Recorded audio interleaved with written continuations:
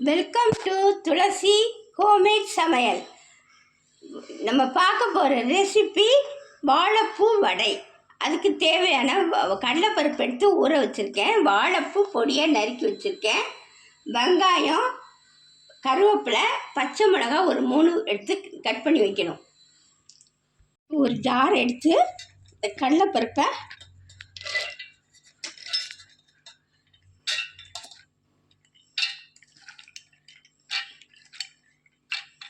போட்டுக்கிறேன். கடலைப்பருப்பை போட்டேன்.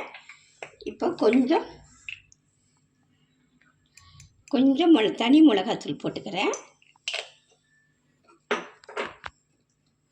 கொஞ்சம் சோம்பு போட்டுக்கிறேன், கொஞ்சம் சோம்பு, ஒரு 5 பல் பூண்டு போட்டுக்கிறேன், கொஞ்சம் கருவேப்பிலை போட்டுக்கிறேன். அதுக்கு தேவையான அளவு உப்பு போட்டுக்கிறேன். இதை அரைச்சிட்டு வந்துடுறேன். இப்போ கொஞ்சம் பெருங்காயத்தூள் போட்டுக்கிறேன்.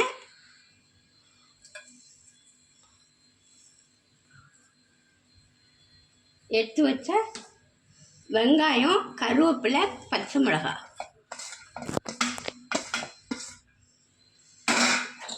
அந்த வாழைப்பூ அரிஞ்சு வச்சுருக்கல அதை நல்லா புழிஞ்சிட்டு தண்ணி இல்லாமல் அதை போட்டு விரவிடணும்.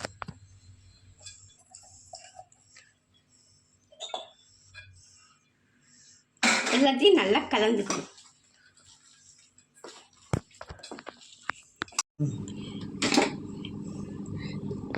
இந்த மாதிரி உருட்டி வச்சுக்கிறேங்க. இப்போ வடை தட்டி போட்டுக்க வேண்டியதுதான். எண்ணெய் காய வச்சுட்டா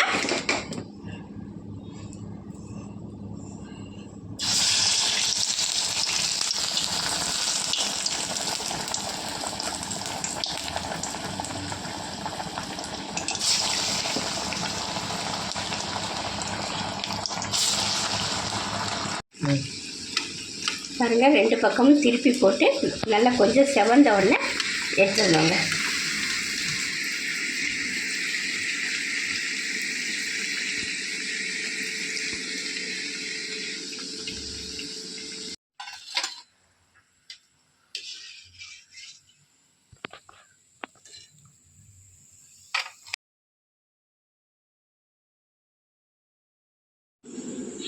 பாருங்கள், வாழைப்பூ வடை நல்லா முறுமுறுன்னு ரெடி ஆகிடுச்சு. பாருங்கள், இது டீ குடிக்கிறதுக்கு சூப்பரான ஒரு டிஷ்ஷுங்க.